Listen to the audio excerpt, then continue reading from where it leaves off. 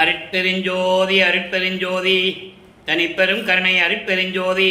எல்லா உயிர்களும் இன்புற்று வாழ்க, வள்ளல் மலரடி வாழ்க வாழ்க. கொல்லா வருதம் குவளை எல்லாம் ஓங்குக, நல்லோர் நினைத்த நலம் பெறுக, நன்றி நினைத்த எல்லோரும் வாழ்க இசைந்து.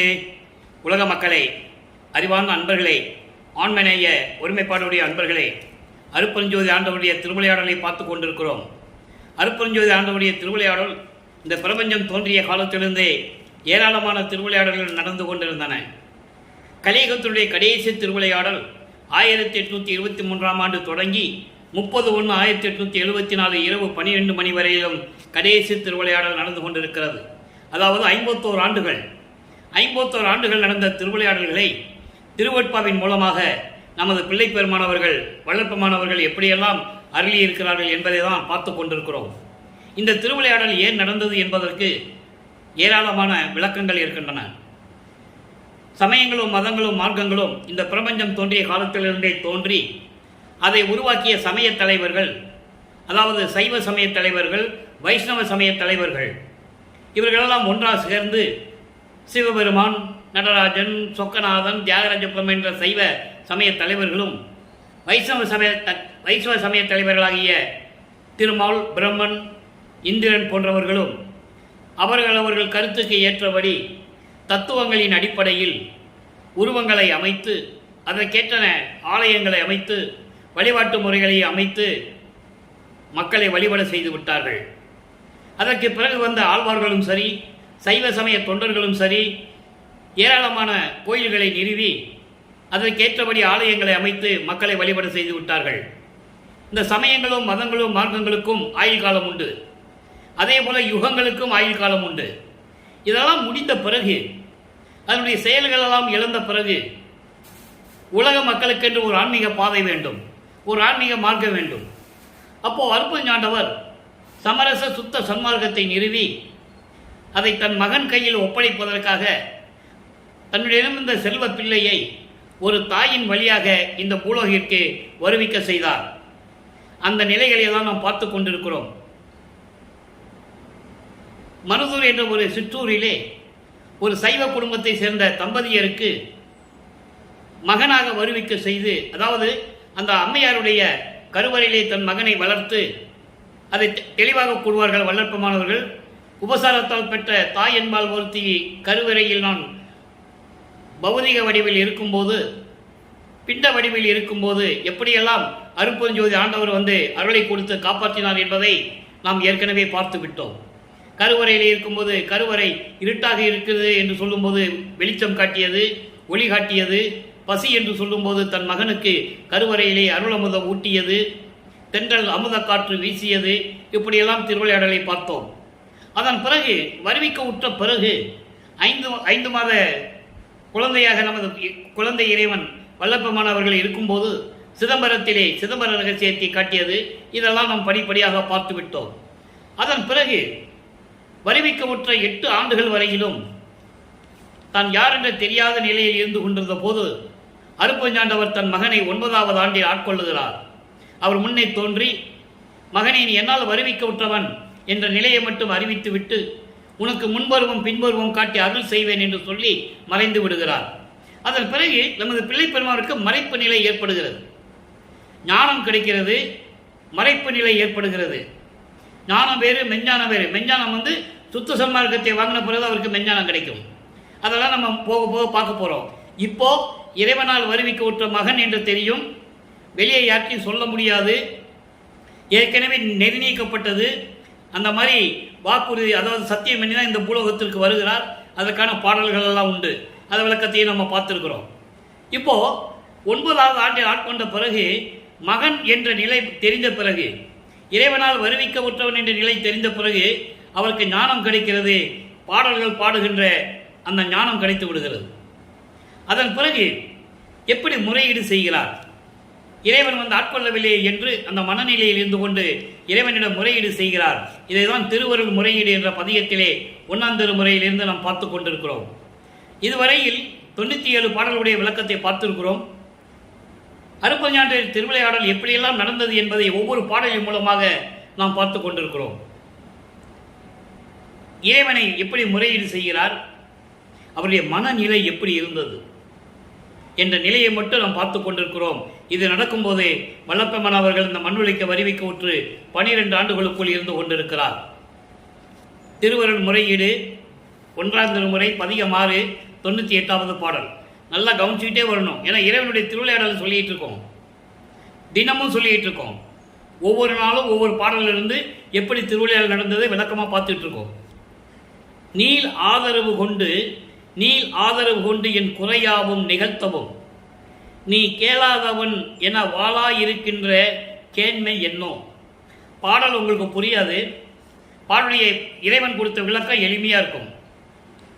சூழாத முக்கண் மணியே விடேல் உன்னை சூழ்ந்த என்னை ஆளாக கொள்ளினும் மீளா நரகத்து அழித்திடுமே.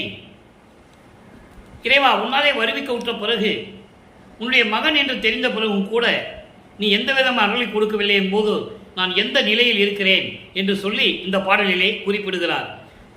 என்னை விலக்கி வைக்காது பெரிய ஆதரவு கொண்டு எனது குறைகள் எல்லாவற்றையும் நீக்கவும், என்னை விலக்கி விடாது, தள்ளி விடாது, புறம் தள்ளாது, என்னை ஆதரவோடு அணைத்து கொண்டு எனது குறைகள் எல்லாவற்றையும் நீக்கவும், என்னை கைவிட்டு விடாதே என்று உன்னை வந்து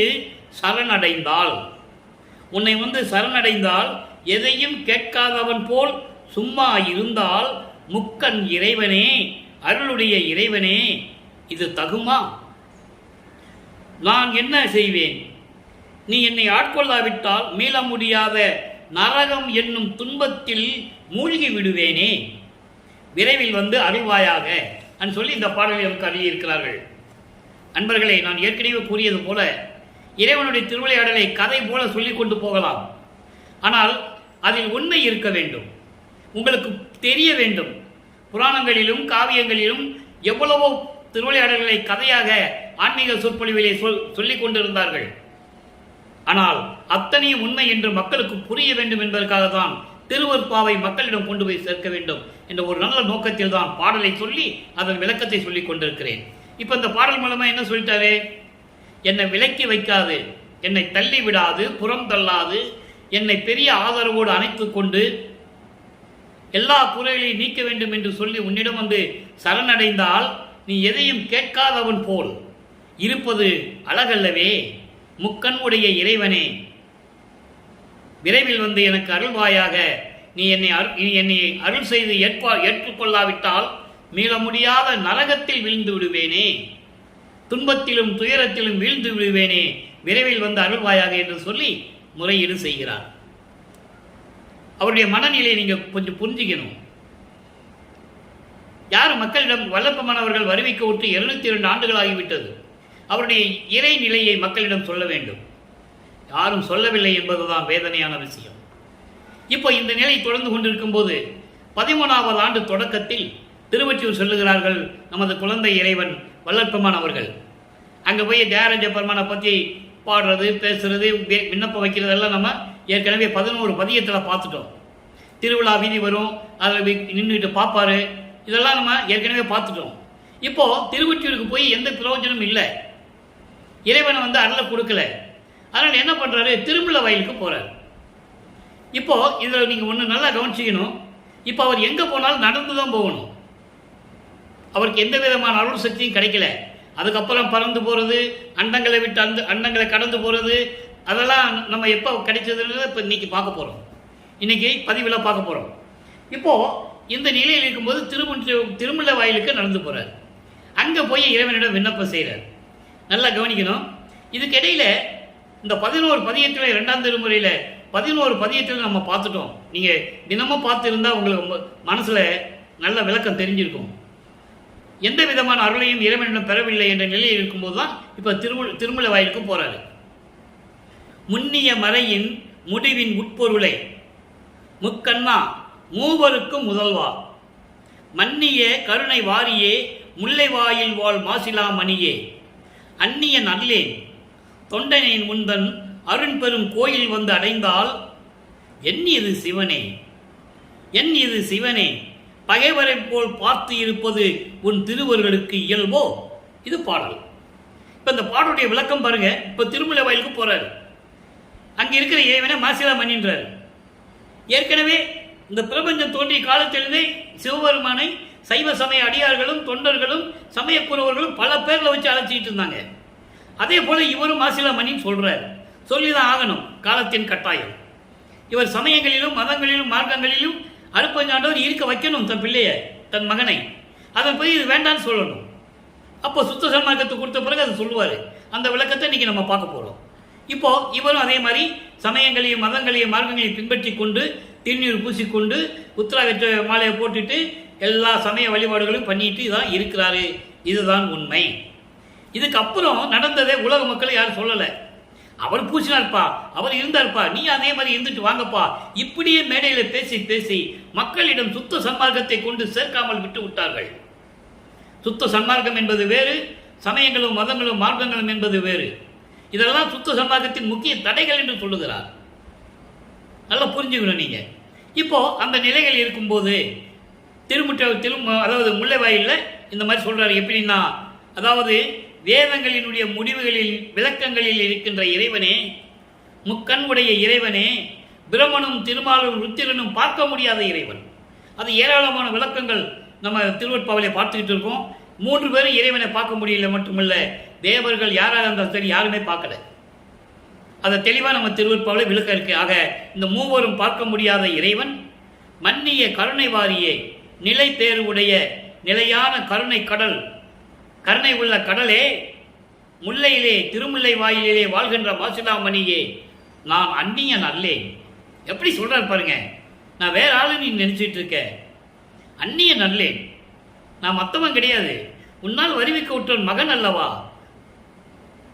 மகன் கூட நீ எடுக்க வேண்டாம், தொண்டனே வச்சுக்கங்க. ஒரு தொண்டன் உன் கோயிலுக்கு வந்து நான் இங்கே நிற்கிறேன், என்ன வந்த, எதுக்கு வந்த, எப்படி வந்த அப்படின்னு ஒரு வார்த்தை நீ கேட்குறியா? என் இது சிவனே, என்ன சிவனே இது? பகைவர்கள் பார்த்து இருப்பது உன் திருவருளுக்கு அழகா? ஒரு பகையாளியை பார்க்குற மாதிரி நீ பார்த்துக்கிட்டு இருக்க. திருவொற்றியூரில் இருந்து பார்த்துட்டேன், மனம் நொந்து தான் நீங்கள் வந்திருக்க உன் முன்னால். இங்கேயும் வந்து நான் சொல்கிறேன், நீ பகைவரை பார்க்குற மாதிரி ஒரு பகையாளியை பார்க்குற மாதிரி பார்த்துட்டு இருக்க. நான் வேற ஆள் அல்லன்னு சொல்லுவார். இதே நிலையை ஒரு பாடலிலே சொல்லுவார். புதிய நல்லே தொன்று சொட்டு உனது பூங்கழலுக்கு அன்பு பூண்டவன். நான் புதுசாக வந்திருக்கேன் நீ நினைச்சிட்டு இருக்க, அப்படி இல்லை. பூர்வீகம் தொன்று சொட்டு, இந்த பிரபஞ்சம் தோன்றிய காலத்திலிருந்தே உனக்கு நான் உன்னுடைய திருவடிகளுக்கு தொண்டு செய்தவன் அப்படின்னு சொல்லுவார். அது ஒரு பாடலில் உண்டு. அதை மெஞ்ஞானம் கிடைச்ச பிறகு சொல்லுவார். அதை நம்ம போக போக பார்க்க போகிறோம்.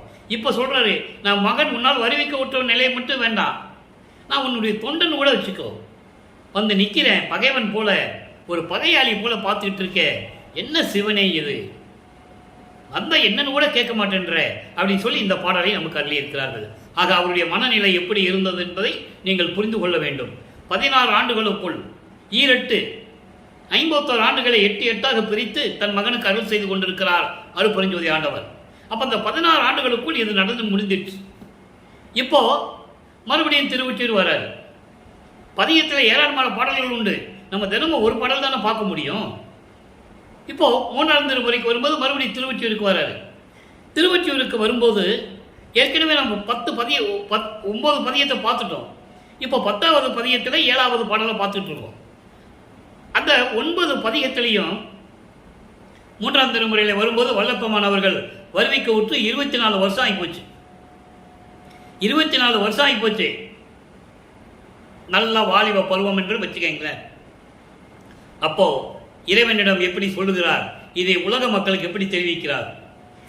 திருவொற்றியூருக்கு முதல்ல போய் ஒரு பிரயோஜனம் இல்லை, திருமுல்லை வாயிலுக்கு போயும் பிரயோஜனம் இல்லை. மறுபடியும் திருவொற்றியூரில் வந்து நாரையையும் கிளிகளையும் தூது அனுப்புகிறார். அதெல்லாம் நம்ம பார்த்துட்டோம். அற்புதமாக இருக்கும் அந்த நிகழ்வுகள் தான். இவர் நாரையை தூது அனுப்புவார், ஆனால் நாரை திரும்பி வராது. நாரை போகும், தியாகராஜ பெருமாட்ட போகும், சொல்லும், ஆனால் அவர் நீ உன் வேலையை பாருன்னு சொல்லிடுவார், அதை போயிடும். அதே மாதிரி கிளிகளை தூது அனுப்புவார், ஒரு பிரயோஜனம் இல்லை. இன்னும் நிலைகள் நிறைய இருக்கு. ஒரு குறத்தி பெண்ணுடைய ஜோசியம் கேட்கறது, ஜாதகம் பார்க்கறது, இப்படி நிறைய நிலைகள் பின்னால் இருக்கு, நம்ம பார்க்க போகிறோம். இப்போ இந்த பதியத்தில் அதாவது தன்னை தலைவியாகவும் இறைவனை தலைவனாகவும் வர்ணனை செய்து ஒரு தோழியிடம் தன்னுடைய காதலை சொல்லுகிறாள். அந்த நிலையில் இருந்து கொண்டு இந்த பாடலை நமக்கு அருளியிருக்கிறார்கள். இன்னைக்கு 7வது பாடல். புனரா விறகு பொருந்துரு வேட்கையின் இரங்கல். தலைவனோடு சேராமல் அந்த காமத்தை தீர்க்க முடியாமல், அதாவது காதலனுடைய அந்த இன்பத்தை பெற முடியாமல் எப்படி வருந்தி தோழியிடம் சொல்லுவது, அதுதான் இந்த பாடலுடைய விளக்கம். சொல்லிவிட்டு இதன் மூலமாக உலக மக்களுக்கு என்ன சொல்லுகிறார் அதை தான் இப்போ நம்ம பார்த்துட்டு இருக்கோம். இப்போ பாருங்க, பாடலை பாருங்க. வன் சொல் புகழார், வன் சொல் புகழார் ஓர் உயிரும் வருந்த நினையார், மனமகிழ இன்சொல் புகழ்வார், ஒற்றியுள்ளார் என் நாயகனார். என தன்னை பெண்ணாக உருவப்படுத்தினால் இறைவனை கணவன் என்று சொல்ல முடியும். தன்னை மனைவியாகவும் காதலியாகவும் இறைவனை காதலனாகவும் நாயகனாகவும் சொல்ல முடியும். அந்த நிலையில் இருந்து கொண்டு இந்த பாடலை நமக்கு அருளி இருக்கிறார்கள். வந்திலேரே, வந்திலேரே அண்டர்லைன், அதான் முக்கியமான வரி. அந்த ஒரு வரி தான் இவ்வளவு விளக்கங்கள் நம்ம சொல்ல வேண்டியிருக்கு.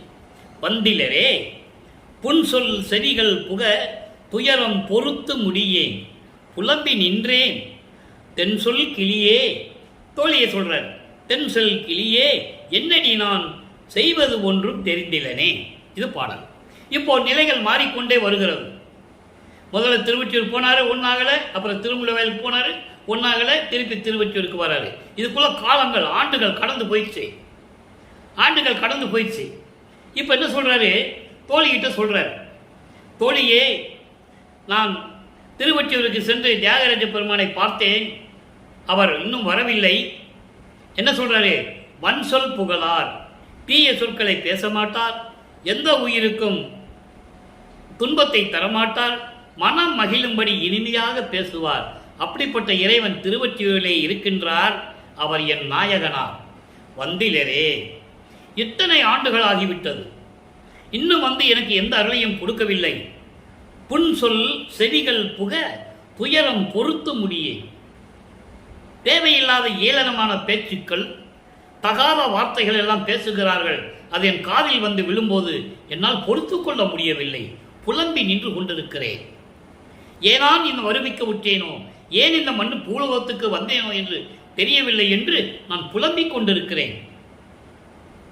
நான் வருவிக்க விட்டதால் ஏற்பட்ட சொந்தங்கள், உறவுகள், நட்புகள், இவையெல்லாம் சேர்ந்தவர்கள் எல்லாம் என்னை ஏளனமாக பேசும்போது, தகாத வார்த்தைகளில் பேசும்போது, அந்த சொற்கள் என் காதுகளில் விழும்போது துயரமடைந்து கொண்டிருக்கிறேன்.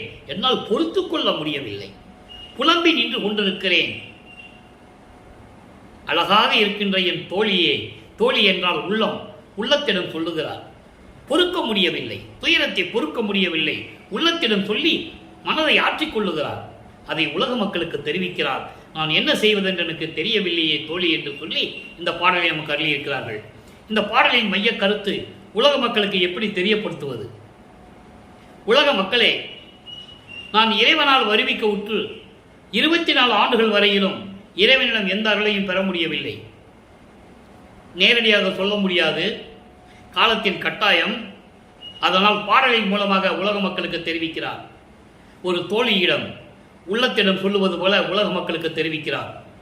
திருவொற்றியூருக்கு சென்று தியாகராஜ பெருமானை வணங்கி எப்படியாவது அருளை பெற்றுவிடலாம் என்று திரிந்தேன், முடியவில்லை. திருமுல்லைவாயலுக்கு சென்றேன், முடியவில்லை.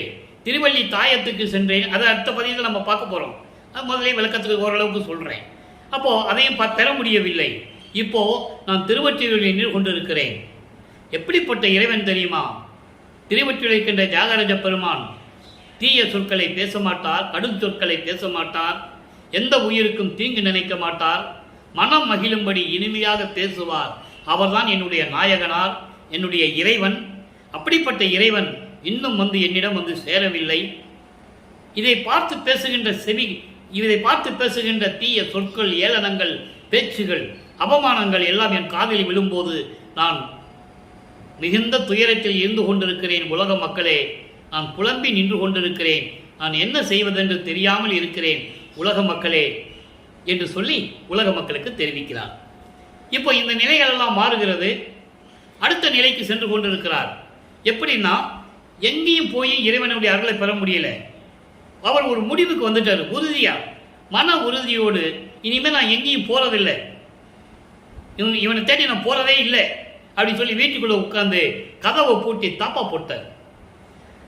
அப்போ இறைவனுக்கு தெரிஞ்சிருச்சு மகனுடைய கோபம், அவனுடைய ஆத்திரம், அவனுடைய நேர்மை எல்லாம் இறைவனுக்கு தெரிஞ்சிருச்சு. இப்போ இறைவன் தெருவழியாக நடந்து வந்து எப்படி தன் மகனுக்கு காட்சி கொடுத்து அருளை கொடுக்கிறார் என்பதை தான் 4ஆம் திருமுறையிலே அருட்பிரகாச மாலையிலே பார்த்து கொண்டிருக்கிறோம். அருட்பிரகாச மாலையிலே ஏற்கனவே 22 பாடலுடைய விளக்கத்தை பார்த்து விட்டோம். இன்று 23வது பாடல். மொத்தம் 100 பாடல்களை கொண்டது. ஒவ்வொரு பாடலிலும் இறைவன் தெருவழியாக நடந்து வந்து, ஏன் தெருவழியாக நடந்து வந்தாரு நீ யோசிக்கணும். மகனை சமாதானப்படுத்த வேண்டும். அவ்வளவு கோபத்தில் இருக்கிறார் பெருமான். நமது பிள்ளை பெருமான் அவர்கள் தந்தையிடம் அவ்வளவு கோபத்தில் இருக்கிறார். நீ என்னதான் செய்யறான்னு பார்க்கலான்னு சொல்லி வீட்டுக்குள்ள இருக்கிறாரு. அவர் வருகிறார். அந்த நிலையை உலக மக்களுக்கு பாடலின் மூலமாக சொல்லுகிறார். நல்ல கவனிங்க. செய்வகை ஒன்று அறியாது திகைப்பனோடு, செய்வகை ஒன்று அறியாது திகைப்பனோடு இருந்தேன்.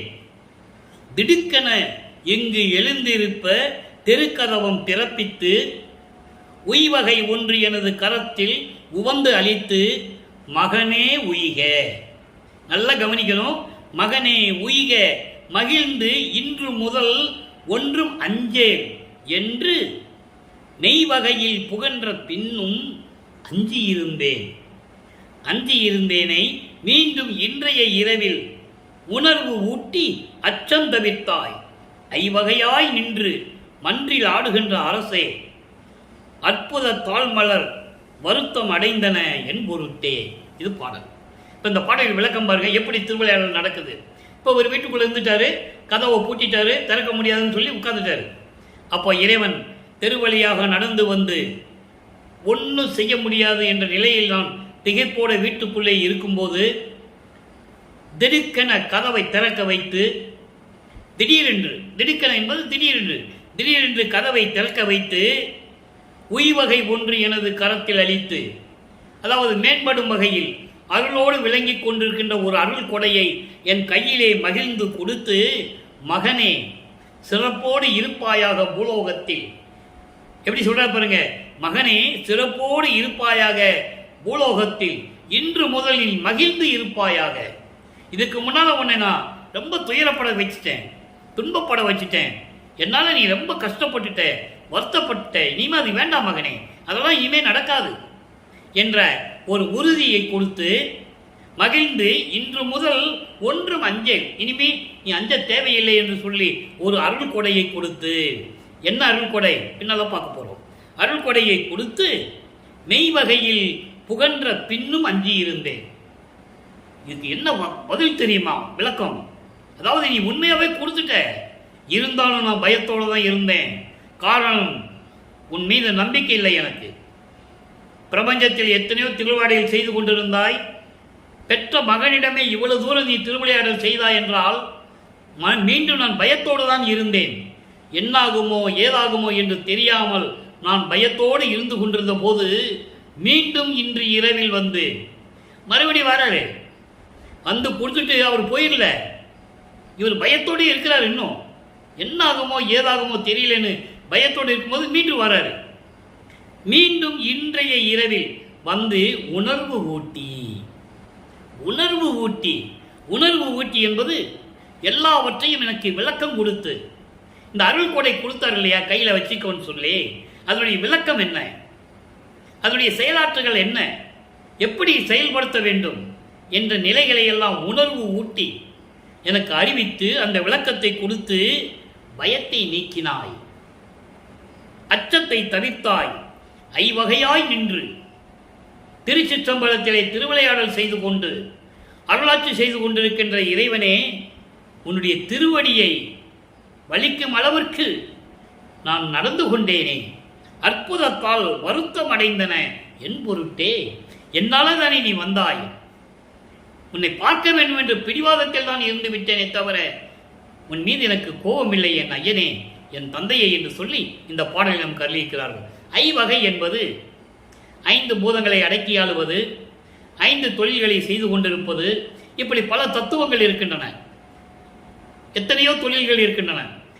அதை சுருக்கமாக சொல்லுகிறார். ஐவகையாய் 5 பூதங்களை அடக்கிக் கொண்டும் படைத்தல், காத்தல், அழித்தல், மறைத்தல், அருளல் என்ற 5 தொழில்களையும் செய்து கொண்டிருக்கின்ற இறைவனே என்று சொல்லுகிறார்.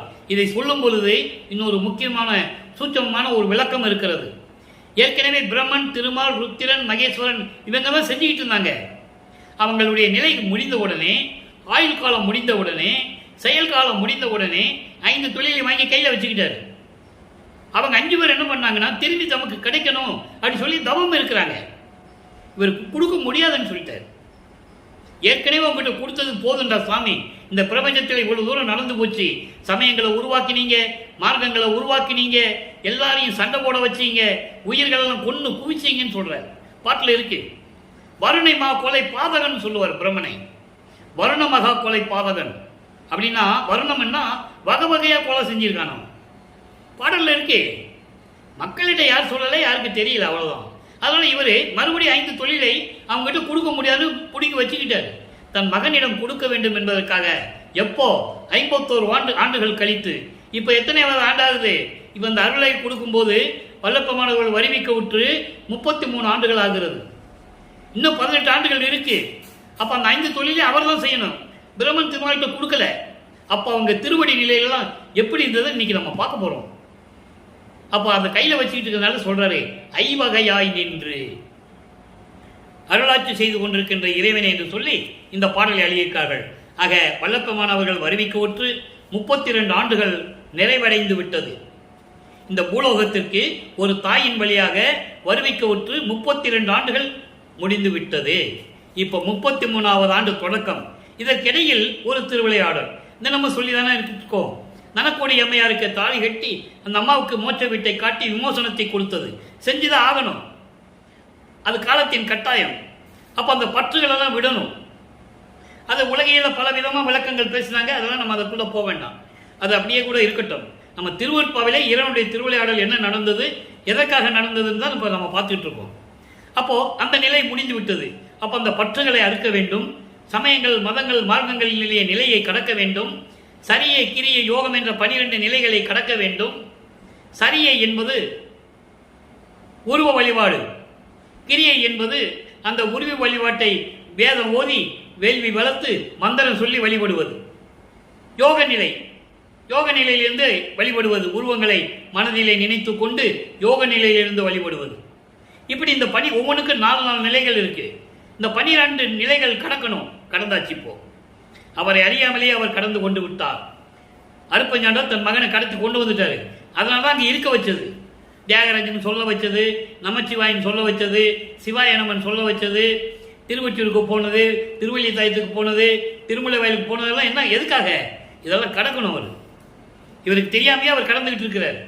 இப்போ நேரடியாக ஞானசரிக்கு போகணும். அதான் 13வது நிலை, திரையோதச நிலை. அங்கதான் சுத்த சன்மார்க்கம் உருவாகுது. இப்போ 33 ஆண்டுகள் முடிந்து விட்டது. 33வது ஆண்டில் அடி எடுத்து வைக்கிறார்கள். வல்லப்பமானவர்கள் 5வது எட்டில் இருந்து கொண்டிருக்கிறார். ஐயட்ட 40. 33 ஆண்டிலிருந்து 40 ஆண்டுகளுக்குள் என்ன நடந்தது, அதன் விளக்கம். இப்போ 40 ஆண்டுகளுக்குள் என்ன நடந்தது? சுத்த சன்மார்க்கத்தை வாங்கணும். சாகா கல்வியை அங்கே போய் கற்றுக்கணும், அவங்க அப்பா கிட்ட இருந்து கற்றுக்கணும். அது பாடலில் இருக்கு. அங்கே தான் கற்றுக்கிட்டாருன்றதை பாடலில் இருக்கு. அப்போ அங்கே கற்றுக்கணும், அதுக்கு பாடல் இருக்கு. மெய்யருள் வியப்பில் இருக்கு. நாகாதிமனும் நாராயணனும் நான்முகனும் நறுமுறுமெனவே ஞான அமுதம் அளித்தாய் நானும் உண்டு துண்ணவே சாகா கலையை பயிற்று தந்த தயவையே சாற்றுதற்கரிது. எல்லா ஆதாரங்களும் திருவருட்பாவில உண்டு, யாரும் மறுக்க முடியாது. அப்போ சாகா கல்வி அங்கே கற்றுட்டு வரணும். வந்துட்டு இங்கிருந்து தான் தத்துவங்களை ஜெயிச்சு கொண்டு போகணும். ஏமசித்தி, சாகா கல்வி, ஏமசித்தி வாங்கியாச்சு 32 ஆண்டுகளுக்குள்ள. இப்போ அவர் எங்கே போனாலும் நடந்து போக வேண்டிய அவசியம் இல்லை. நினைச்சா போதும், நினைச்ச இடத்துல இருப்பார். நினைச்சா பல ரூபங்களில் இருப்பார். ஒரே உருவத்தில் பல இடங்களில் இருப்பார். அந்த சக்தியெல்லாம் வாங்கியாச்சு. இப்போ சுத்த சன்மார்க்கத்தை சாகா கல்வியும் அங்கே போய் கற்றுக்கிட்டாச்சு. தத்துவங்களை ஜெயிக்கணும். அப்போ அவர் அங்கிருந்து திரும்பி வந்துட்டாருங்க. திரும்பி பூலோகத்துக்கு வந்த பிறகு எப்படி விண்ணப்பம் வைக்கிறார்? 6ஆம் திருமுறை அருள் விளக்க மாலை. நல்லா கவனிக்கணும். 37வது பதிகம் அருள் விளக்க மாலை. இன்னைக்கு 3வது பாடல். நல்லா கவனிக்கணும். இப்போ வல்லப்பமானவர்கள் பூலோகத்தில் இருந்து கொண்டிருக்கிறார். இன்புற நான் எய்ப்பிடத்தை பெற்ற பெரு வைப்பே ஏங்கிய போது என் தன்னை தாங்கிய நல் துணையே, அன்புற என்னுள் கலந்தே அன்னைக்கும் அமுதே, அச்சமெல்லாம் தவித்து என்னை ஆட்கொண்ட குருவே, என் பருவம் குறியாதே என்னை மணந்த பதியே, இச்சையுற்றபடியெல்லாம் எனக்கு அருளும் துறையே, துன்பமர மெய் அன்பருக்கும் பொது நடம் செய் அரசே, தூய திருவடிகளுக்கு என் சொல்லும் அணிந்து அருளே. பாடல். இப்போ கொடை கொடுத்தாச்சு, எல்லாம் பண்ணியாச்சு. இப்போ மறுபடியும் இங்கிருந்து கூப்பிடுறாரு. இன்னும் நிறைய வேலைகள் இருக்கு, நிறைய வேலைகள் இருக்குல்ல. அதனால அவர் கூப்பிடுறாரு, அதுக்கு இறைவனிடம் விண்ணப்பம் வைக்கிறாரு. அதுக்கு பேர் தான் அருள் விளக்க மாலை. அதாவது நான் இன்பமாக இருக்க வேண்டும் என்பதற்காகவே வரும் காலங்களில் இங்கே என்ன சொல்லுவாங்கன்னா, எய்ப்பிடத்தேன்னு சொல்லுவது என்ன சொல்லுவாங்கன்னா, மூப்பு வந்த காலத்தில் சொல்லுவாங்க. அப்படியெல்லாம் சொல்லக்கூடாது. எய்ப்புன்னா மூப்பு. இவருக்கு ஏது மூப்பு? மூப்பு மரணம் எல்லாம் கடந்தவர் அவர், ஒவ்வொரு யுகத்திலையும் இருந்தவர். அதை நீங்கள் முதல்ல புரிஞ்சுக்கணும். இங்கே எய்ப்பிடத்தை என்பது இன்னும் வரும் காலங்களில் நாம் மகிழ்வோடு இருக்க வேண்டும் என்பதற்காக இன்னும் வரும் காலங்களில், வரும் காலங்களில் என்பது இவர் பூலோகத்தில் இருக்கிறனால அந்த வார்த்தையை சொல்றார். அதை நீங்க புரிஞ்சுக்கணும். வரும் காலங்களில் நான் பெற்றிருக்கின்ற பெரு வைப்பே. வைப்பன் என்ன? LIC policy. முதுமை காலத்தில் இருக்கிற வைப்பு நிதி, அதை இங்கே பெரு வைப்பே என்று சொல்லுகிறார். நான் பெற்ற அருள் செல்வமே என்று சொல்லுகிறார். புரியுது உங்களுக்கு? அப்போ நான் இன்பமாக இருக்க வேண்டும் என்பதற்காக வருங்காலங்களில் நான் பேரின்பமாக இருக்க வேண்டும், கடவுள் நிலையில் இருக்க வேண்டும் என்பதற்காகவே எனக்கு கிடைத்த அருள் செல்வமே வைப்பு நிதியே என்று சொல்லுகிறார். அருள் செல்வமே, ஏங்கிய போது என்னை தாங்கிய நல் துணையே. உன்னால் வருவிக்க உற்றவன் என்ற நிலை தெரிந்த பிறகு 32 ஆண்டுகள் வரையிலும் நான் ஏங்கிய ஏக்கம், இந்த பூலோகத்தில் நான் பட்ட துன்பம், பட்ட பாடு என்று சொல்லுவார். மெய்யருள் வியப்பில் சொல்லுவார், படியில் பட்ட பாடு நினைக்கில் இரும்பும் கரையுமே, மலையும் இரும்பும் உருகுமே, மலையும் கரையுமே, நிறைய சொல்லுவார். ஆக அந்த நிலையில் இருந்தபோது எனக்கு அருளை கொடுத்து தாங்கி நின்ற எனது துணையே, அன்புற என்னுள் கலந்தே அன்னைக்கும் அமுதே. அன்போடு, உள் அன்போடு என் உள்ளத்தில் பரிபூரணமாக, அன்னைக்கும் என்பது பரிபூரணமாக நிறைந்த என் உள்ளத்தில் பொருந்திய அமுது போன்ற இறைவனே, அச்சமெல்லாம் தவித்து என்னை ஆட்கொண்ட குருவே. நான் ஏற்கனவே பாடலுக்கு முன்னால் பார்த்தோம், மறுபடியும் வந்து என் அச்சத்தை நீக்கினான்னு சொல்லுவார். பயம் இருக்கதானே செய்யும். என்னதான் இறைவனுடைய மகன் இருந்தால் கூட ஏற்கனவே 5 தொழிலை செய்து கொண்டிருந்தவர்கள் ஏதாவது அவர்கள் மூலமாக ஏதாவது தடை வந்து விட்டால், ஏதாவது பாதிப்பு வந்து விட்டால், அதோடு மட்டுமல்லாமல் 5 தொழில்களையும் தனித்தனியாக செஞ்சுக்கிட்டு இருந்தாங்க. இப்போ 5 தொழில் மொத்தமாக என்கிட்ட கொடுத்துட்டேன், நான் எப்படி செய்கிறது என்ற ஒரு அச்சம் இருக்கத்தானே செய்யும். அப்போ அந்த அச்சத்தை நீக்கி, அதான் சொல்லுவாரு, ஆக்கி அழித்தல் முதலாம் தொழில் ஓர் 5ஐயும் தேக்கி அமுது நீசை என்றான். வெள்ளமுது கொடுத்தான், அற்புதமா இருக்கும். தூக்கி எடுத்தான், அணைத்தான், இரவாத தேகம் கொடுத்தான், சிற்றம்பலத்து என்னும் சொல்லுவார். ஒரு பாடல சொல்லுவார். அப்ப அந்த அச்சத்தை எல்லாம் நீக்கி என் பருவம் புரியாது, அதாவது மகனாயிற்றே, இவன் அதுக்கு தகுதியானவனா, தகுதி உடையவனா என்று கூட கொஞ்சம் கூட நினைக்காமல், மனம் கோணாமல், முழு திருப்தியுடன், மன உறுதியுடன் என்னை மணந்த பதியே. மணந்த என்பது ஆட்கொண்டது. என்னை ஆட்கொண்ட இறைவனே. எல்லாருக்கும் அந்த ஒரு அச்சம் இருக்கதானே செய்யும். மகன், ஒரு அரசன் மகனாக்கு இளவரசன் பட்டம் சூட்டுகிறான். அப்போ இளவரசன் மனம் கொஞ்சம் அச்சப்படத்தான் செய்யும். எப்படி இந்த நாட்டை ஆளப்போகிறோம், எப்படி இந்த அதிகாரங்களை வைத்துக்கொண்டு மக்களை நல்வழிப்படுத்த போகிறோம் என்ற ஒரு அச்சம் இருக்கதான் செய்யும். அது இயற்கை. அதே போன்று இவரும் அச்சப்படுகிறார். இந்த பிரபஞ்சத்தை இயக்க வேண்டும், எல்லா உயிர்களுக்கும் சமமாக எல்லா இன்பத்தையும் கொடுக்க வேண்டும், உலக மக்களை நல்வழிப்படுத்தி கொண்டு செல்ல வேண்டும். ஏனென்றால் இத்தனை ஆண்டுகளாக உலக மக்கள் சமயங்களிலும் மதங்களிலும் மார்க்கங்களில் ஈடுபட்டு அறியாமையில் இருந்து கொண்டிருக்கிறார்கள். இவர்களை எப்படி திருத்துவது, உண்மையை சொல்லுவது, இப்படி ஒரு அச்சம் அவர் இருக்கதான் செஞ்சிருக்கும். இயற்கை தானே அது. என்னதான் இறைவனுடைய பிள்ளை இருந்தால் கூட அந்த அச்சம் அவருக்கு இருக்கதான் செய்யும். அதை சொல்லுகிறார், இவற்றையெல்லாம் நீக்கி என் பருவம் குறியாது. என்னை பக்குவப்படுத்தி இவன் உறுதியாக செய்வான் என்ற ஒரு நம்பிக்கை கொண்டு என்னை ஆட்கொண்ட பதியே, இச்சையுற்றபடியெல்லாம் எனக்கு அருளும் துணையே, நான் நினைத்தபடியெல்லாம் எனக்கு அருளிய இறைவனே, எப்படி எண்ணியது என் மனம் இங்கு எனக்கு அப்படி அருளிய அருட்பெருஞ்சோதி, எப்படி விளைந்தன என் மனம் இங்கு எனக்கு அப்படி அருளிய அருட்பெருஞ்சோதி. அதனால் அகவல்ல வரும், அற்புதமா இருக்கும். துன்பமர மெய் அன்பருக்கும் பொது நடம் செய்ய அரசே. மெய் அன்பர்ன்னு சொல்ற பாருங்க, அதான் இங்கே மெய் அன்பர் என்பது சுத்த சன்மார்க்கத்துக்கு வந்த பிறகு அவர் சொல்லுவார். அது பிறகு அன்பர்கள் தொண்டர்கள் இப்படிதான் சொல்லுவார், அடியார்கள் அப்படிதான் சொல்லுவார். இங்க மெய் அன்பர் என்பது சுத்த சன்மார்க்கத்தை சேர்ந்த அன்பர்கள். அவன் தான் மெய்யா இருக்க முடியும், உண்மையாக இருக்க முடியும், கொலையும் புலையும் தவித்திருக்க முடியும், ஜீவகாரண்ய ஒழுக்கத்தில் இருக்க முடியும், உயிர் இரக்கம் கொண்டவனாக இருக்க முடியும், உயிர் நேயத்தை மதிக்கக்கூடியவனாக இருக்க முடியும். யாரு? சுத்த சன்மார்க்கத்தை சேர்ந்த அன்பர்கள். அவர்களுக்கெல்லாம் துன்பத்தை நீக்கிக் கொண்டு அரசாட்சி செய்து கொண்டிருக்கின்றேன். அரசே, உன்னுடைய புனித திருவடிகளுக்கு நான் என் பாமாலையை சூட்டுகிறேன், ஏற்றுக்கொண்டு அருள்வாயாக என்று சொல்லி இந்த பாடலில் நமக்கு அருளி இருக்கிறார்கள். இப்போ சொல்லிட்டாரா? இப்போ இறைவனை பார்க்கணும்ல. பூலகத்தில் விண்ணப்பம் வச்சாச்சு, அருள் விளக்க மாலையில சொல்லியாச்சு. இப்போ இறைவனை பார்த்ததையும் உலக மக்கள்கிட்ட சொல்லணும்ல. இறைவனை பார்த்ததை உலக மக்கள்கிட்ட சொல்லணும். 40 கண்கொள்ளா காட்சி பாருங்க. அதாவது நட்டானை நட்ட என்னை நயந்து கொண்டே நம் மகன் நீ. அற்புதமான இடங்க. பிரபஞ்சத்தில் யாருங்க சொன்னது? நான் இறைவன் மகன் யார் சொன்னது? யார் சொன்னதில்லை. நம் மகன் நீ அஞ்சல் என நவின்றி என் சென்னி தொட்டானை. இதை ஒரு இடத்துல சொல்லுவாரு. ஒரு ஏற்கனவே நான் விளக்கம் கொடுத்துருக்கேன். அன்பர்களே, ஒரு பாடல் சொல்லும்போது, ஒரு விளக்கம் சொல்லும்போது இன்னொரு விளக்கம் வந்துக்கிட்டே இருக்கும். ஒரு திண்ணையில் படுத்திருக்கிறாரு, சும்மா அங்கே ஒரு திருவிளையாடல் நடக்குது. அந்த பாட்டெல்லாம் நம்ம பின்னால் பார்க்க போகிறோம். இந்த சென்னி தொட்டானை, சென்னி என்பது தலை, தலையில் பாதத்தை வச்சு ஆசீர்வாதம் செஞ்சதை சொல்கிறாரு. நல்லா கவனிக்கணும் நீங்கள். அப்போ இவர் தலை மேலே பாதத்தை வைக்க, அவரை எடுத்து விட, திரும்பி இவர் வைக்க, இப்படியெல்லாம் ஒரு திருவிளையாடல் நடக்கும். அந்த மாதிரி சென்னி தொட்டானை 8 2 சொல்லினானை, துன்பம் எல்லாம் தொலைத்தானை, சோர்ந்து தூங்க ஒட்டானை. நல்ல கவனிங்க. இப்ப 4 வரைக்கும் விளக்கம்.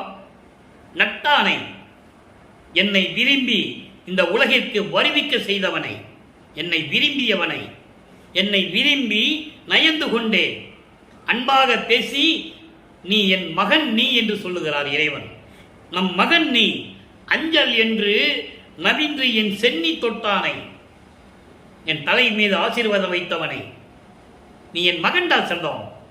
இத்தனை வரைக்கும் நீ பட்ட துன்பங்கள்லாம் போதும், இனிமேல் துன்பப்பட மாட்டேன், நீ இனி என் மகன் அல்லவா என்று சொல்லி என் தலை மீது வைத்து ஆசீர்வாதம் செய்த இறைவனை 8 2 சொல்லினானை. 8 2 என்பது அகரம் உகரம். அதாவது அகரம் என்பது ஆன்மா, உகரம் என்பது ஜீவன். அதனுடைய விளக்கங்களை, ஆன்மா என்ன, ஜீவன் என்ன, இப்படியெல்லாம் எனக்கு விளக்கி சொன்னியவனை, என் துன்பமெல்லாம் நீக்கியவனை, சோர்ந்து தூங்க ஒட்டானை. அதை ஏன் சொன்னாரு? தூங்காம ஏன் இருக்க வச்சாரு? இறைவனுக்கு தூக்கம் இருக்கக்கூடாது. இறைவனுக்கு தூக்கம் இல்லை, பசி இல்லை, காமம் இல்லை, எதுவுமே இல்லை. அந்த நிலையில் வைத்துக் கொண்டிருந்த இறைவனை மெய்யறிவே உருவாய் என்னுள் உற்றானை, மெய்யறிவு உருவாய் ஞான தேகத்தோடு மெஞ்ஞானத்தோடு என்னுடைய உள்ளத்தில் கலந்து கொண்டவனை. மெஞ்ஞானம் கிடைச்சிருச்சா? மெஞ்ஞானம் கிடைச்சிருச்சுன்னா எங்க என்ன நடந்தது, என்ன நடக்க போகுது, எல்லாமே இறைவனுடைய அருள் கிடைச்சிடும். அதான் மெஞ்ஞானம். இந்த பிரபஞ்சத்திலே மெஞ்ஞானம் கொண்டவர் அருட்பெருஞ்சோதிக்கு அப்புறம் வல்லப்பவன் ஒருவர் தான், வேற யாருக்கும் மெஞ்ஞானம் கிடையாது. ஞானம் இருந்தது, ஒத்துக்கொள்ள வேண்டிய விஷயம். அது கர்ம சித்தி யோக சித்தியோட முடிஞ்சு போச்சு. முத்தி அடையலாம், ஜீவ சமாதி அடையலாம். ஞான சித்தி பெற்றவன் தான் இறைவனாக முடியும் என்பதை ஒரே ஒரு பாடல் மூலமாக எடுத்து சொல்ல இங்கே நான் கடமைப்பட்டிருக்கிறேன், பதிவு செய்யவும் கடைப்பாட்டுகிறேன். முத்தியை பெற்றேன், அம்முத்தியினால் ஞான சித்தியை உற்றேன் என்று உந்திப்பெற, சித்த நானேன் என்று உந்திப்பெற, ஞான சித்தி பெற்றால் தான் இறைவன் என்ற நிலையை அடைய முடியும். அடுத்து, உணர்ந்தாருக்கும் உணர்ந்து கொள்ள எட்டானை. உணர்ந்தாருக்கும் உணர்ந்து கொள்ள எட்டானை. இறைவன், இவன் இறைவன் என்று உணர்ந்து கூட, தெரிந்து கூட, அறிந்தும் கூட அவங்களுக்கு கிடைக்காத இறைவன் யாரு? பிரம்மன், திருமால், ருத்திரன், மகேஸ்வரன், சதாசிவம், முனிவர்கள், ரிஷிகள், யாராக இருந்தாலும் சரி, இவன் இறைவன் என்று தெரிந்தவர்கள் கூட இறைவனிடம் அடைய முடியாதவர்களை அப்படிப்பட்ட இறைவனை என் அளவில் எட்டினானே, யாரும் அறிய முடியாத இறைவனை நான் பிடித்துக் கொண்டேன், என் தந்தையை என் அளவில் எட்டினானே, எம்மானை கண்டு கழித்திருக்கின்றேனே. முடிஞ்சிருச்சு. இப்போ அருளுக்கு மாலையில் விண்ணப்பம் வச்சாரு, நீ வந்து சீக்கிரம் அருள் கொடுன்னு பூலோகத்துக்கு மகனை பார்க்க வந்தாரு. வந்த விஷயத்தை உலக மக்களுக்கு சொல்றாரு. எப்படிப்பட்ட இறைவன் சொல்றாரு, அதே நேரத்தில் தனக்கு என்னென்ன அருளை கொடுத்தாருன்னு சொல்லிட்டாரா. இப்போ இறைவனுடைய திருவடி நிலை எப்படி, இறைவனுடைய திருவடி நிலை எப்படிங்கிறது என்ன விளக்கம்னா, இதுக்கு முன்னால அரசாட்சி செஞ்சாங்கல்ல பிரம்மன், திருமால், ருத்திரன், இவங்கெல்லாம் 5 தொழில் செஞ்சுக்கிட்டு இருந்தாங்கல்ல. இப்போ அவங்கெல்லாம் எங்க இருக்காங்க, உலக மக்களுக்கு சொல்லணும்ல. அதான் திருவடி நிலையில சொல்றாரு. 44 திருவடி நிலை 3வது பாடல்ல சொல்றாரு. எப்படி சொல்றாரு பாருங்க. அடன்மல தடையால் தடையுறும் அயன் மால் அரண் மகேஸ்வரன் சதாசிவன் வான். வான்னா என்ன, தேவர்கள். அதாவது பிரம்மன், திருமால், ருத்திரன், மகேஸ்வரன், சதாசிவம், தேவர்கள். இவங்கெல்லாம் மலம் நிறைந்த தடை இருந்தவர்கள், மலத்தடைவாதிகள். எல்லாமே கர்ம சித்தி, யோக சித்தியை பெற்றவர்கள். இவர்கள் படர் விந்து பிரம்மம், பிரம்மம் விந்து நாதம். விந்துனா ஒளி, ஒளினா லைட்டு, நாதம்னா ஒளி, அது சவுண்டு. இது ஒரு நிலை. விந்து நிலை, பரநாத நிலை, பரவிந்து நிலை, இப்படி நவநிலைகள் இருக்கின்றன. இந்த நிலைகளில் இருக்கின்ற பறை, அத பராசக்தின்னு சொல்லுவாங்கல்ல, பறை பரம் பரன் சிவன் சொல்லுவாங்கல்ல. இந்த பறை பரம் பரன் என்னும் இவர்கள், இந்த 5 பேரும் பிரம்மன், திருமால், ருத்திரன், மகேஸ்வரன் வானவர்கள், பராசக்தி என்று சொல்லுகின்றவர்கள், சிவன் என்று சொல்லுகின்றவர்கள், நான் விந்து நிலையில் இருக்கிறேன், நாத நிலையில் இருக்கிறேன் என்று சொல்லக்கூடிய நவநிலை தலைவர்கள். இவர்கள்லாம் எங்க இருக்காங்களாம், சுடர்மணி பொதுவில் திருநடம்புரியும் துணையடி பாதுகை புறத்தே இடர்கட வயங்கும் துகள். என் தந்தை திருச்சிற்றம்பலத்திலே நடனமாடிக்கொண்டிருக்கின்ற என் தந்தை அருப்பஞ்செய்தி ஆண்டவருடைய கால் இருக்குல்ல, பாதம், அந்த பாதத்துக்கு அடியில ஒட்டி இருக்கின்ற தூசின்னு சொல்றார். இந்த நிலையில் அவங்க இருக்கிறாங்களாம். அப்படிப்பட்ட திருவடியை நான் கண்டு கழித்தேன். அவங்களுக்கு தெரியாது திருவடியுடைய நிலைகள் தான், எனக்கு தெரியும். அரங்கே ஏத்துவன் திருவடி நிலையே. அவங்களுக்கு தெரியாது என்னுடைய தந்தையினுடைய திருவடியினுடைய அருள்நிலை அவங்களுக்கு தெரியாது. அவங்க யாரு, என் தந்தையின் பாதத்தில், கால் பாதத்தில் ஒட்டி இருக்கின்ற தூசிகள் சொல்ற. இதை ஏன் சொன்னாருன்னு நீங்க புரிஞ்சுக்கணும். இகழ்ச்சி அல்ல, பொறாமை அல்ல, வேண்டும் என்று சொல்லுவதல்ல. நமது இறைவன் வல்லப்பமானவர்கள் அவர்கள் நிலையை உலக மக்களுக்கு தெரிவிக்கிறார். ஏன்னா இன்னும் அப்படிதான் நினைச்சிட்டு இருக்காங்க. இப்ப பிரம்மன் தான் படைக்கும் தொழிலை செஞ்சிட்டு இருக்காரு, திருமால் காக்கும் தொழிலை செஞ்சிட்டு இருக்கிறாரு, ருத்திரன் அழிக்கும் தொழிலை செஞ்சிட்டு இருக்காரு, நம்பிக்கிட்டு இருக்காங்க. அது இல்லைன்னு சொல்றேன், நான் செய்யறேன்னு சொல்றேன். வல்லப்பமான தான் செஞ்சிட்டு இருக்காரு. இப்போ அதை தான் அவங்க அப்பா வாங்கி இவர்கிட்ட கொடுக்குறாரு. அந்த நிலைகள்லாம் நம்ம பார்த்துட்டோம், ஏற்கனவே விளக்கங்கள்லாம் பார்த்துட்டோம். 5 தொழிலை படைப்பதற்காக, 5 தொழிலை செய்வதற்காக என்னை இந்த பூலோகத்திற்கு வருவிக்க செய்தாய் என்றெல்லாம் சொல்லுவார். அந்த விளக்கங்கள்லாம் நம்ம பார்த்துட்டோம். நீங்க அதை பார்க்கலன்னா திருப்பி நம்ம பதியத்தை பாருங்க. அருப்பஞ்சாண்டுடைய திருவிளையாடல் சொல்லி இன்னைக்கு 98வது பதியம் நம்ம போட்டிருக்கோம். முதல் பதியத்திலிருந்து பாருங்க, எல்லாம் உங்களுக்கு தெரியும். விளக்கங்கள், அருமையான விளக்கங்கள்லாம் இருக்கு. ஆக இந்த நிலையில் இருந்து கொண்டு அவருடைய திருவடியிலுடைய நிலைகளை நான் கண்டு கழித்திருக்கின்றேன், அவருடைய திருவடியை நான் வணங்குகின்றேன் என்று சொல்லுகிறான். சரி, இப்போ அருள் விளக்கமால பார்த்தாச்சு, இறைவனை பார்த்தது கண்புள்ளா காட்சியில பார்த்தாச்சு, இறைவனுடைய திருவடி நிலையும் சொல்லியாச்சு. இப்போ அருள் ஜோதி நிலை, அருள் ஜோதி நிலை, கடவுள் நிலை. பதிகம் 46 அருள் ஜோதி நிலை என்ற பதிகத்திலே 3வது பாடல். ஒவ்வொரு பாடலும் அப்படியே கண்டினியூஸா இருக்கும். விளக்கம் மக்களுக்கு தொகுத்து சொல்லணும். அதுக்கு இறைவனுடைய தயவும் கருணையும் கிடைக்கணும். நம்மளும் முதல்ல இறைவனை சுத்த சன்மார்க்கத்தில் இருக்கணும். அதான் விளக்கம் கிடைக்கும். தாயாகிய தந்தையுமாய் தாங்குகின்ற தெய்வம், தன்னை நிகரில்லா தனித்தலைமை தெய்வம், வாயார வாழ்த்துகின்றோர் மலர்ந்தமர்ந்த தெய்வம், மலரடியின் சென்னி மீசை வைத்த தெய்வம். சொல்லிட்டாரா? நான் ஏற்கனவே சொன்னதை, திருவடியை தலையில வைக்கிறது, இவர் எடுத்து கீழே வைக்கிறது, திருப்பி அடுத்து வைக்கிறது, இந்த நிலை இங்கே சொல்றாரு. வாயார வாழ்த்துகின்றோர் மலர்ந்தமர்ந்த தெய்வம், மலரடி என் சென்னி மிசை, சென்னி என்பது தலை, என் சென்னி மிசை வைத்த பெருந்தெய்வம், காயாது கனியாகி கணந்து நிற்கும் தெய்வம், கருணநிதி தெய்வம் முற்றும் காட்டுவிக்கும் தெய்வம், சேயாக என்னை வளர்க்கும் தெய்வம் மகா தெய்வம், சிற்றபையில் விளங்குகின்ற தெய்வம் அதே தெய்வம். அற்புதமான பாடல். தாயாகவும் தந்தையாகவும் தாங்கிக் கொண்டிருக்கின்ற தெய்வம், தனக்கு நிகரில்லாத தெய்வம், முதன்மையான தெய்வம், எந்த மார்க்கத்தையும் சாராத தெய்வம், சாதியும் மதமும் சமயமும் பொய்யென ஆதியில் உணர்த்திய அருப்பெருஞ்சோதி, சாதியும் மதமும் சமயமும் காணா ஆதியானாதையாம் அருப்பெருஞ்சோதி, சாதியும் மதம் பொய் பொய்யே அவற்றின் புகுதாதியில், இது ஞானசரியே. அப்படிப்பட்ட தெய்வம் வாயார வாழ்த்துகின்றோர் மனம் இறங்கி மனத்தில் நினைத்து வாயார உருகி வாழ்த்துகின்றவர்களுக்கு மனதில் இருக்கின்ற தெய்வம். அதான் சொல்லுவார் ஞானசரியிலே, முதல் பாட்டிலே சொல்லுவார், நினைந்து நினைந்து நினைந்து உணர்ந்து உணர்ந்து உணர்ந்து நெகிழ்ந்து நெகிழ்ந்து அன்பு நிறைந்து நிறைந்து ஊற்றலும் கண்ணீர் அதனால் உடம்பு நனைந்து நனைந்து. எப்படி நினைக்க சொல்றார் பாருங்க. அருள் அமுதே, நன்னிதியே, ஞான நடத்தரசே, இப்படிதான் இறைவனை கூப்பிடணுன்ற. சமயங்களையும் மதங்களையும் மார்க்கங்களையும் விட்டுட்டு வரணும். இங்க வந்துட்டு நமச்சிவன் சொல்லக்கூடாது, சிவாயனமன் சொல்லக்கூடாது, நடராஜன் சொல்லக்கூடாது, சொக்கநாதன் சொல்லக்கூடாது, அருப்பெருஞ்சோதி தான் சொல்லணும். அருள் அமுதே, நன்னிதியே, ஞான நடத்தரசே, என் உரிமை நாயகனே என்று வணைந்து வணைந்து ஏத்துதுமாம் அம்பின். இப்படியெல்லாம் வணங்கினா உலக மக்களே, உலகியலே மரணமில்லா பெருவாழ்வை வாழ்ந்திடலாம் கண்டி. அப்ப மரணமில்லா பெருவாழ்வு எங்க கிடைக்கும்? சுத்த சன்மார்க்கத்தில் கிடைக்கும். சுத்த சன்மார்க்கம்னா என்ன? சமயங்களும் மதங்களும் மார்க்கங்களும் சாராம இருக்கணும். அருப்பெருஞ்சோதி மட்டும்தான் சொல்லணும். அவனுக்கு தான் மரணமில்லா பெருவாழ்வு. உருவ வழிபாடு இருக்கக்கூடாது, ஜோதி வழிபாட்டில் இருக்கணும், கற்பூரம் ஏற்றக்கூடாது, திருநூறு பூசக்கூடாது, எல்லாம் இருக்கு, விளக்கங்கள் சுத்த சன்மார்க்கத்தில் இருக்கு. அப்படி இருந்தால் அவனுக்கு மரணமில்லா பெருவாழ்வு இல்லை. மரணமில்லா பெருவாழ்வு உண்டு. சுத்த சன்மார்க்கத்தில் இருந்தால் மரணமில்லா பெருவாழ்வு உண்டு. அதான் மரணமில்லா பெருவாழ்வில் வாழ்ந்திடலாம் கண்டீர், புனைந்துரையேன் பொய் புகழேன் சத்தியமே சொல்லுகின்றேன். இறைவனே மக்களுக்காக சத்தியம் பண்றாருன்னா நீங்க புரிஞ்சுக்கணும். ஏன்? மக்கள் அறியாமையில் இருந்து கொண்டிருக்கிறார்கள், அதனால சத்தியம் பண்றாரு. சத்தியம் சத்தியம் சத்தியம் என்றார். பொற்சபையில் சிற்றவையில் புகுந்தருணம் இதுவே தெளிவா சொல்றாரு. அதான் இங்க சொல்றாரு, வாயார வாழ்த்துகின்றோர் மனத்த வந்த தெய்வம், மலரடியன் சென்னிமிசை வைத்த தெய்வம், காயாது கனியாகி. எப்படி சொல்றாரு பாருங்க. அவருக்கு சினமே இருக்காதாம், அதாவது கோபமே இருக்காது, இறக்க குணமுடைய தயவும் கருணையும் கொண்டவன்.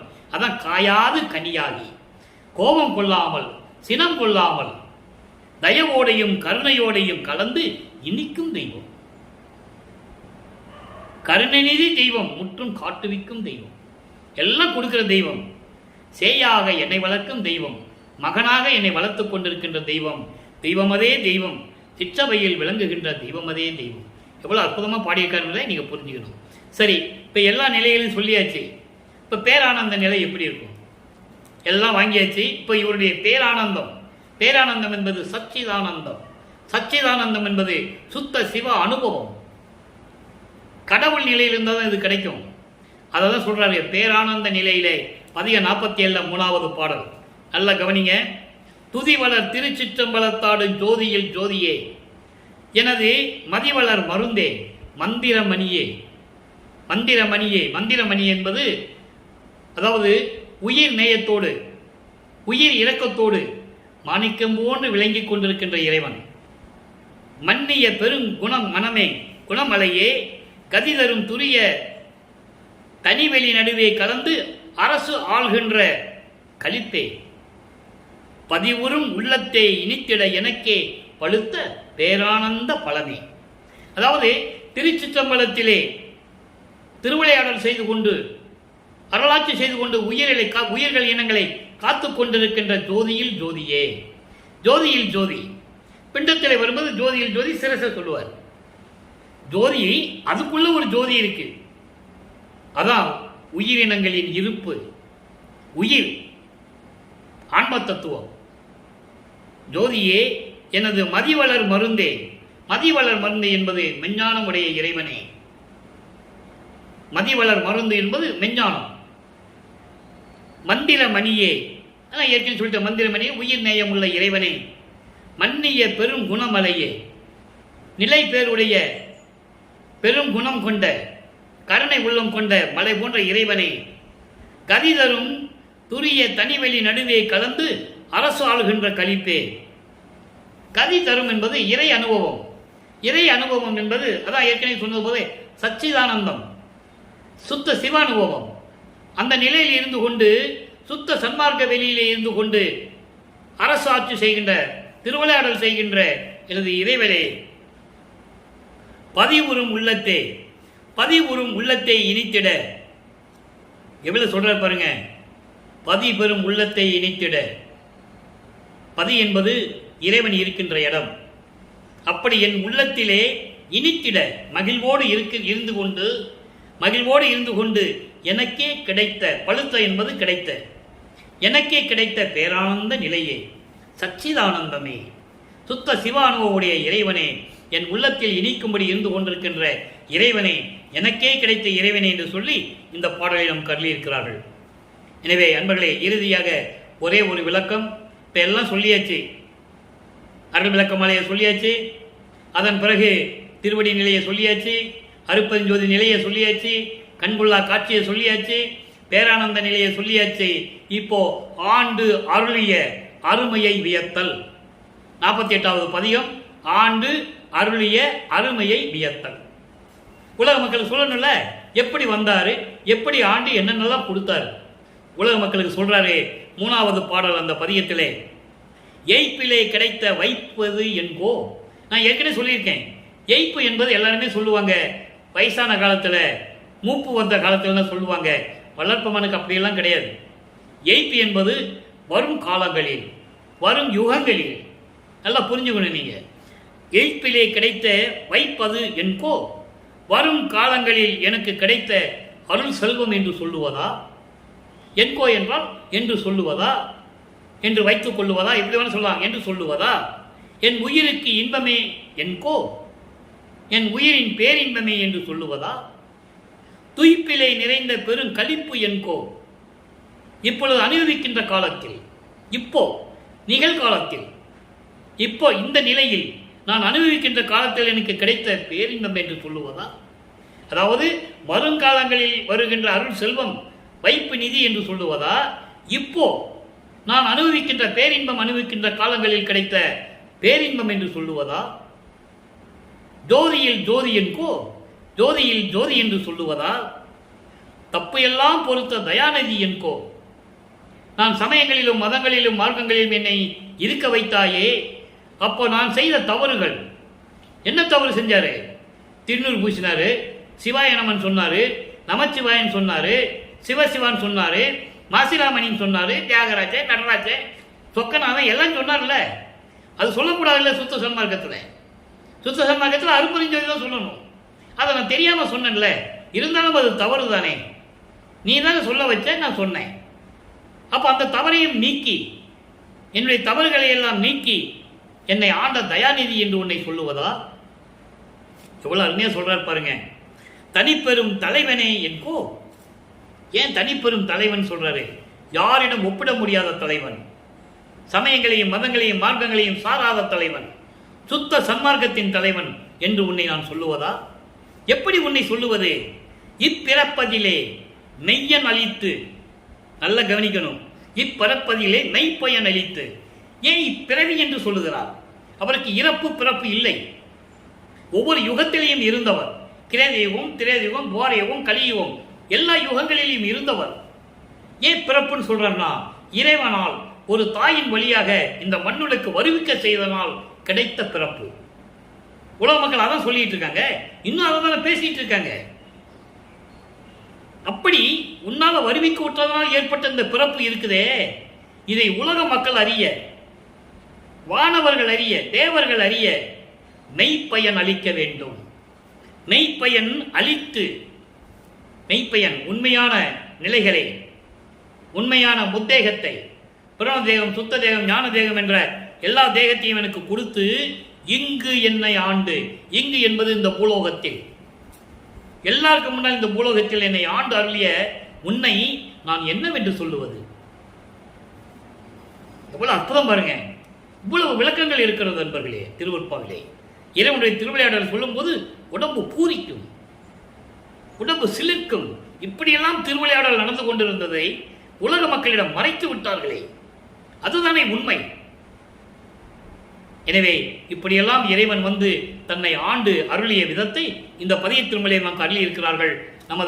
நம்மையெல்லாம் படைத்து காத்து கொண்டிருக்கின்ற இறைவன் வல்லப்பெருமானவர்கள். ஆக அன்பர்களை, நீங்களும் சுத்த சன்மார்க்கத்தில் இணைந்து உருவ வழிபாடுகளை நீக்கி சமயங்களிலும் மதங்களிலும் மார்க்கங்களுடைய சங்கற்ப விகற்பங்களை எல்லாம் நீக்கி அருப்பெருஞ்சோதி அருப்பெருஞ்சோதி தனிப்பெருங்கனை அருப்பெருஞ்சோதி என்ற மகாமந்திரத்தை உச்சரித்து சைவ நெறியில் இருந்து கொண்டு கொலையும் புலையும் தவிர்த்து மாமிசம் உண்பதை நிறுத்த வேண்டும், உயிர்களை கொலை செய்வதை நிறுத்த வேண்டும். இந்த நிலையில் இருந்து கொண்டு சைவ நெறியில் இருந்து கொண்டு இறைவனை வணங்கி இறைவனுடைய அருளையெல்லாம் பெற்றுக்கொண்டு அருள் செல்வங்களை எல்லாம் பெற்றுக்கொண்டு இந்த வையகத்தில் நீங்கள் வாழ்வாங்க வாழ வேண்டும், நோயற்ற வாழ்வில் வாழ வேண்டும் என்று இறைவனுடைய தயவோடையும் கருணையோடையும் வாழ்த்து விடைபெறுகிறேன். இந்த வள்ளலார் ஊழியன். மீண்டும் நாளை சந்திப்போம். நன்றி, வணக்கம். அருட்பெருஞ்சோதி அருட்பெருஞ்சோதி தனிப்பெருங்கருணை அருட்பெருஞ்சோதி. அருட்பெருஞ்சோதி ஆண்டவருடைய திருவிளையாடல் நாளை தொடரும்.